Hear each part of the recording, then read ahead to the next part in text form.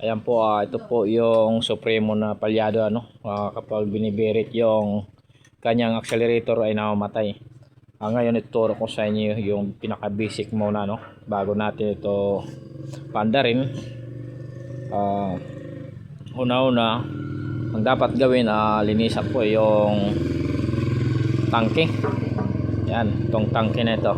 Tapos next yung gawin ay check yung spark plug cap at yung spark plug kung maganda ba yung resistance or maganda po yung kanyang labas ng kuryente. Ayan po yung mga basic Tapos next nyo yung gasolina. Ayan, ito yung fuel cap.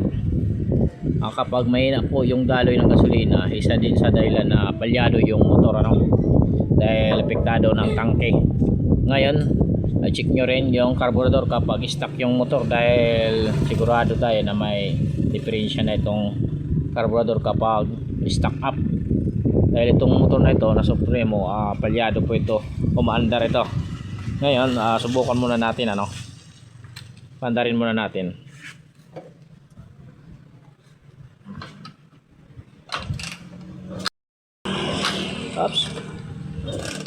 Oops. Ayaw.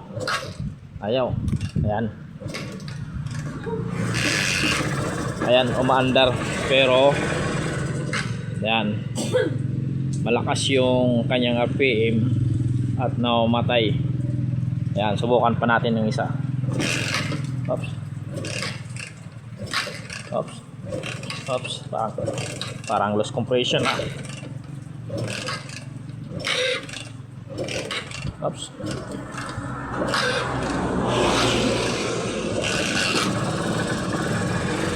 Ayan. Oops. Namamatay palyado itong motor na ito.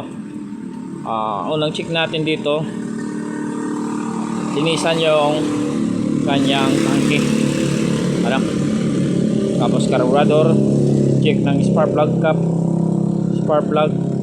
check ng fuel cock.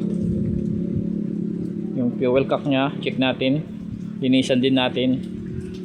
At tapos check na rin yung wiring, baka may grounded Yan po yung mga dahilan kung bakit palyado yung motor, kaya ayaw umandar.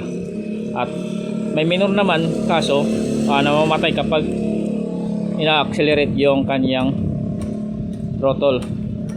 Yan po yung issue nito. Dinala ito sa atin dahil ginawa na daw ito doon sa kabila, ayaw daw mapaandar nila ng matino. Kaya dito gawin natin yung mga basic lang muna, subukan natin pandarin ng maayos.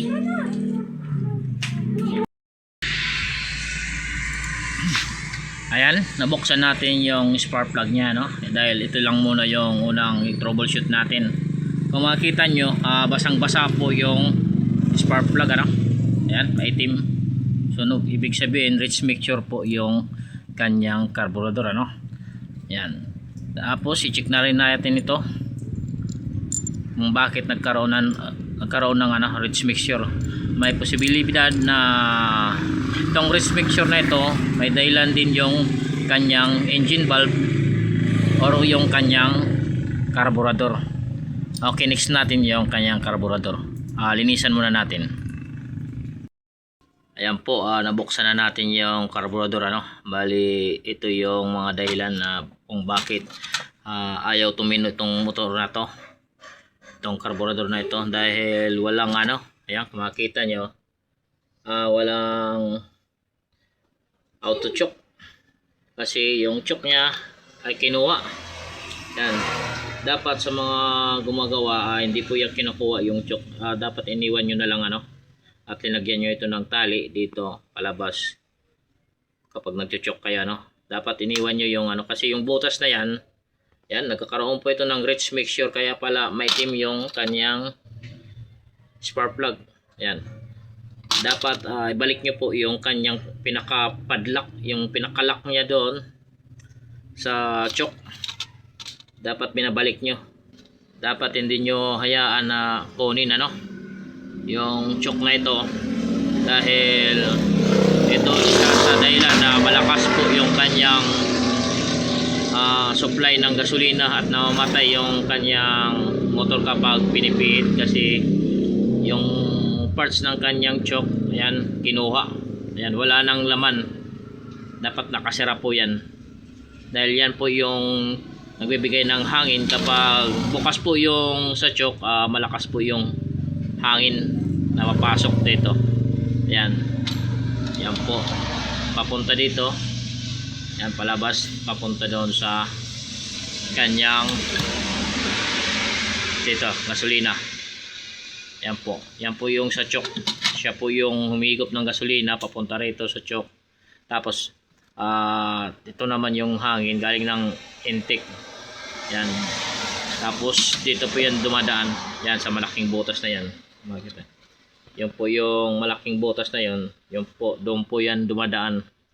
Kaya huwag nyo pong kunin sa mga gumagawa ng ng motor, huwag nyo pong kunin yung nasa loob nito. Yan, wala nang laman yung carburetor. Kaya pala na isa sa dahilan yan na palyado yung motor. At dito sa yan, ito po yung dahilan. Isa yan sa dahilan. Tapos yung kapag butas po yung kanyang diaphragm, isa po yan sa mga dahilan kung bakit palyado ng isang motor. Ngayon ayusin sana natin ito, kaso medyo nasira na yung kanyang itong air cheat. Yan, nasira yung air cheat. Kunin natin ito, hinangin natin ito para makuha. Tapos kunin muna natin yung kanyang diaphragm para hindi masira. Yan, dahil wala na, sira na po yung kanyang air cheat. Ito po yung sa hangin. Yan po. Ayan, ganito po tayo maglinis ng carburetor. Kinukuha ko muna yung mga yung kanyang sa adjustment ng hangin. Yan. Yung sa air jet. Yan. Yung main jet. Yan, lahat po kinukuha muna natin bago natin linisan. Kapag naglilinis po tayo ng carburetor, dapat natin lagyan ng tawag doon, langis, para subukan natin kung goods ba yung mga dinadaanan ng kanyang hangin or gasolina. Dito po tayo mag-start. Subukan natin yung sa hangin. Ito po yung sa hangin. Yan, lagyan natin ng langis, tapos gamitan natin ng spray. Yan. Ito po yung spray. Ito yung ginagamit natin. Yan. Ibig sabihin, goods po yung dinadaanan ng hangin galing dito papunta doon. Ngayon next natin yung dito naman, yung pinakamaliit na galing dito, binubuksan ng hangin. Lagyan natin ulit ng langis. Ayan. Okay. Subukan natin kung may lumalabas. Ayan, kung makita nyo, ayan, may butas po na lumalabas na hangin. Ayan, may hangin po na lumalabas kung makita nyo kapag in-sprayan natin.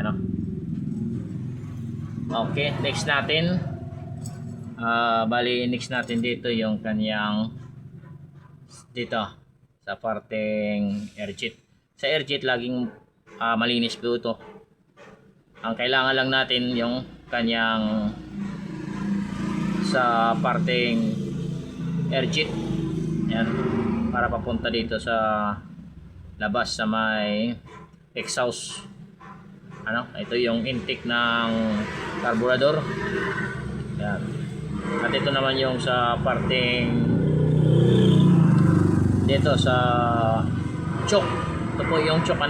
Subukan natin yung choke para makita nyo na labasan nito ng hangin papunta doon sa may sa may gasolina. Lagyan muna natin ng langis. Subukan natin. Ayan po, lagyan natin ng langis. Subukan natin dito sa ilalim. Up. Ayan. Ayan po. Ito po, dito po yan, dumadaan. Itong butas na ito. makita nyo ito. Ayan, makita nyo. Ayan, lumalabas po dito yung langis, ano? Nakikita nyo, di ba? Ito po yung daanan niya papunta rito sa may chok. Dapat nakasira po ito. Kasi pag hindi po ito nakasiraan, magkakaroon po ng rich mixture yung kanyang gasolina. Yan po yung mga labasan ng ng gasolina at hangin. At ito po yung papasok naman doon. Ano? Subukan natin. Lagyan natin uli. Dito, ito po yung sa hangin, papasok doon. Yan, subukan natin kung mayroon. Ayan. Dito po yan, diretso. Ayan, ito. Ayan, ito naman, lalabas lamang ito kapag nabuksan ito. Ayan, papunta rito. Bali, ito po yung carburetor na linisan natin, Yan po yung paglinis natin bago natin ibalik yung kanyang mga parts ng carburetor. Yung main jet, air jet, yung air screw. Tapos kailangan, huwag kalimutan, kailangan lagyan po ito ng may lock po ito dito sa loob. Yan. Yung magsisira, yung valve ng choke valve para magsira po yung hangin dito. Ayan, kasi magiging rich mixture ito. Okay, balik na natin ito dahil nalinisan na natin. Yan lang po yung tinuturo ko sa inyo sa mga carburetor ngayon. Ibalik muna natin ito para paandarin natin yung motor. Ito, para malaman may butas, lagyan nyo po ng langis. Yan, ako lang nalagyan ko ng langis para makita ko kung tatapon ba yung butas. Tatapon ba yung langis. Ayan, ibig sabihin goods po yung butas nito. Ito po yung sa air jet. At yung main jet naman, laging malaki po yung butas nito. Bihira lang po itong masira sa main jet. Ayan. Laging may ito. Laki po yung butas niyan. Walang problema ito. Ito palagi yung may issue.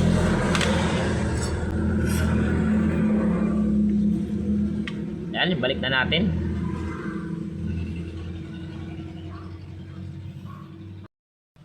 Ayan, isa ito sa mga dahilan kung bakit palyado din yung motor mo. Ayan, nagkaroon po ng corrosion dito, mahirapan umangat yung kanyang diaphragm. Yan, itong piston may kasamang diaphragm, mahirap po ito umangat kapag sumasabit itong corrosion na yan. Kinain ng kalawang. Ayan, karoon ng corrosion. Mahirap po umangat ang mahirap po ito umangat kapag nagkaroon ito, kailangan po natin na linisan po ito. Ayusin natin ito, linisan ng maayos para maganda po yung smooth lang po yung pagtaas nito. Dahil hangin lang po ang nagpapataas nito kapag nagkaroon ng revolution. Ayan. Ito po yung dahilan kung bakit ayaw umangat. Ayan, katatapos lang natin nalinisan yung carburetor. Ayan, ibalik na natin yung carburetor kaso nag-overflow. Ayan, problema. Bali, subukan muna natin okay, subukan muna natin ito pandarin. May problema pa yung carburetor nya, nag-overflow, pero nalinisan na natin subukan muna natin kung may balik natin yung tamang andar na tamang minor sa supremo. Okay, pandarin muna natin to. Ayan, check muna natin dahil lobat yung battery.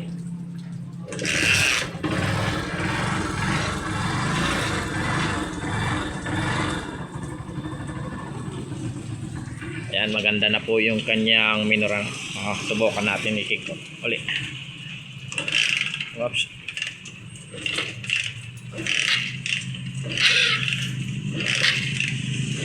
Oops.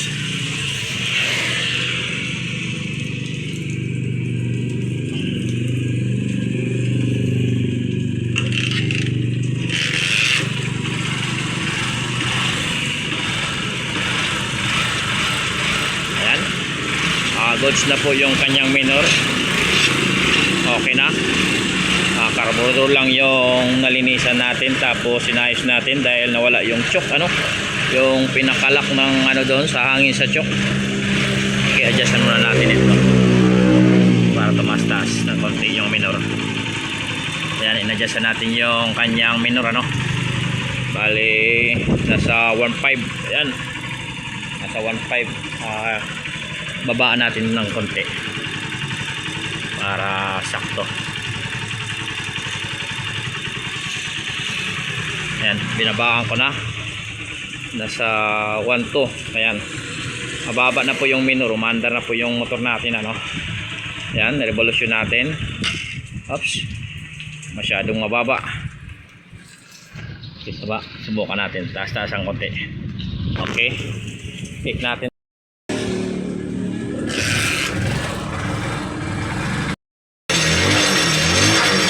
Ayan, medyo maingay itong ayan, maingay kasi ito. Okay,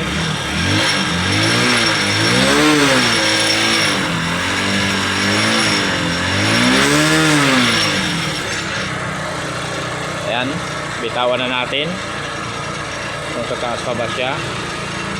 Subukan natin. At masyadong mataas yung minor.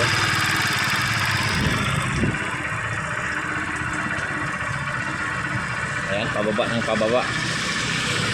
Mas maganda, nasa 1.5 lang yung RPM nya. Ayan, bumaba na. Masyadong mataas. Subukan nyo pinuli. Konting adjustment, konting pihit lang. Okay, goods na. 1.5, pwede na yan. Mababang minor na yan. Ayan, revolution natin.